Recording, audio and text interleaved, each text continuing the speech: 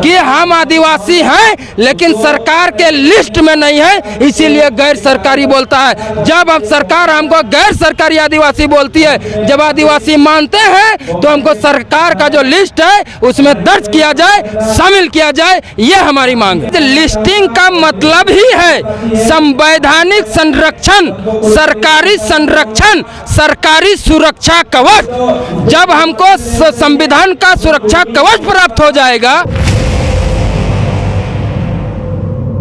रांची राजधानी के ऐतिहासिक मोरहाबादी मैदान में मौजूद है और यहाँ पर टोटमी कुर्मी संगठनों का एक महाजुटान हुआ है। इनकी मुख्य मांग जो है वो ये है कि कुर्मी को एसटी का दर्जा दिया जाए और दूसरा को एसटी सूची में शामिल किया जाए और दूसरा कुर्माली को 8वीं सूची में डाला जाए, 8वीं सूची में डाला जाए। हमारे साथ दीपक महतो हैं, दीपक गोड्डा से आते हैं और लगातार अपनी मांगों को लेकर प्रखर होकर बातों को रखते हैं। मंच पर भी इन्होंने बहुत कड़े शब्दों में अपनी बातों को रखा है।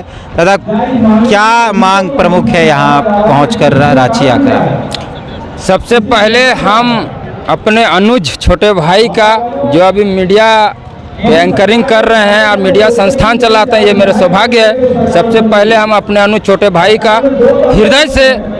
हृदय से लगाते हुए आपको धन्यवाद देना चाहते हैं और वंदन अभिनंदन करना चाहते हैं। साथ ही आपके प्यारे प्यारे दर्शकों को जो आपको मीडिया में आपको सपोर्ट कर रहे हैं देख के हम उनका भी वंदन अभिनंदन स्वागत करते हैं।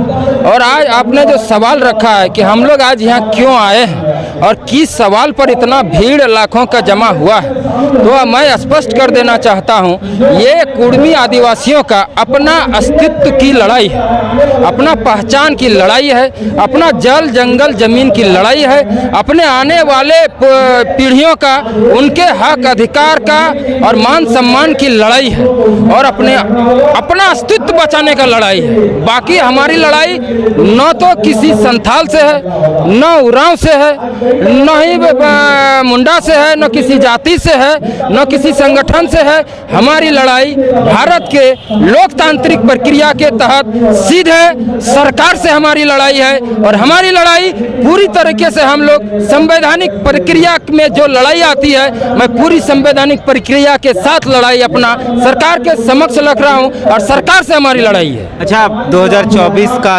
शुरुआती दौर है, 2-1 महीने में लोकसभा का चुनाव है। ये भीड़ क्या यहाँ के राजनेताओं का भविष्य तय करेगी या सिर्फ भीड़ अपने अधिकारों के लिए आएगी? मैं स्पष्ट कर देना चाहता हूँ कि कभी भी कुर्मी समाज ने अपने जाति के लिए, अपने समाज के लिए लड़ाई नहीं लड़ी थी। या तो स्वतंत्रता आंदोलन की लड़ाई लड़ी या महाजनी प्रथा की लड़ाई लड़ी कि उसके खिलाफ में, या तो झारखंड आंदोलन की लड़ाई लड़ी।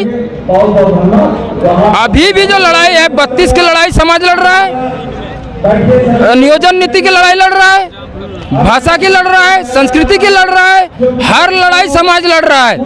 और ये लड़ाई कुर्मी समाज हमेशा बड़ा भाई के रोल में अदा करते हुए लड़ाई लड़ा है और बड़ा भाई जो होता है वो पिता तुल्य होता है, जो कि अपने सभी छोटे भाइयों का सुख सुविधा के लिए अपना सब त्याग कर देता है और दुख दर्द भूल के अपना सब छोटे छोटे भाइयों का किया है और अपना सब लुटा दिया है। आज जब कुर्मी समाज जब देखता है सर उठा के आँख खोल के, तो हम कहीं नहीं है, हम कहीं नहीं है, हमारी अस्तित्व ही मिटा दिया है, हमारी पहचान मिटा दी है, मेरी भाषा मिट गई है, मेरी सभ्यता मिट गई है, मेरी संस्कृति मिट गई है, मेरी सामाजिक व्यवस्था लुटा गई है, मेरा जल जंगल सब कुछ लुटा गया है। हम अपने अस्तित्व और पहचान की लड़ाई लड़ रहे हैं, बाकी हम किसी चीज का लड़ाई नहीं लड़ रहे। हमारी पहचान क्या है? हमारे पूर्वज आदिवासी थे, हमारे बाप दादा आदिवासी थे, तो हम ओबीसी कतई नहीं हो सकते हैं, क्योंकि हमारे बाप दादा आदिवासी थे और हम उसके वंशज हैं, तो स्वतः ही हमें आदिवासी का दर्जा प्राप्त है।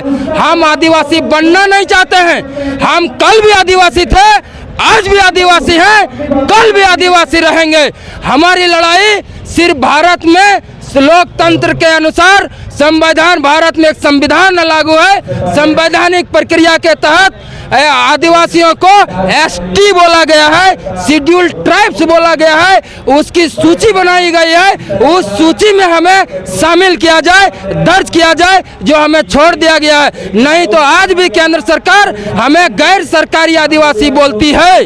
हम सरकार, गैर सरकारी का मतलब है कि हम आदिवासी हैं लेकिन सरकार के लिस्ट में नहीं है, इसीलिए गैर सरकारी बोलता है। जब हम सरकार हमको गैर सरकारी आदिवासी बोलती है, जब आदिवासी मानते हैं तो हमको सरकार का जो लिस्ट है उसमें दर्ज किया जाए, शामिल किया जाए, ये हमारी मांग है। अच्छा, अगर लिस्टिंग हो जाता है या आपकी जो मांगे वो पूरी हो जाती है, इससे आपके या आपके समाज को क्या लाभ होने वाला है? अगर हमारा समाज लिस्ट हो जाता है तो समाज लिस्टिंग का मतलब ही है संवैधानिक संरक्षण, सरकारी संरक्षण, सरकारी सुरक्षा कवच।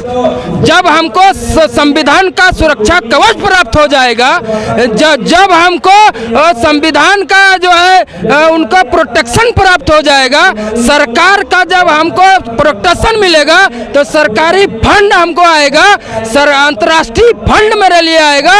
और जो हमारे भाषा, सभ्यता, संस्कृति, भाषा, पर्व, त्योहार, संस्कार, सामाजिक व्यवस्था, सबका हमारा संरक्षण होगा और हमारी पहचान बची रहेगी, हमारा अस्तित्व और पहचान बचा रहेगा और हम कभी मिटेंगे नहीं। अगर ये पहचान और सुरक्षा कवच, अगर संवैधानिक सुरक्षा कवच नहीं मिला तो हम मिट जाएंगे, बर्बाद हो जाएंगे, लुटा जाएंगे, कहीं नजर नहीं आएंगे, गुलगुलिया बन जाएंगे, समाप्त हो जाएंगे।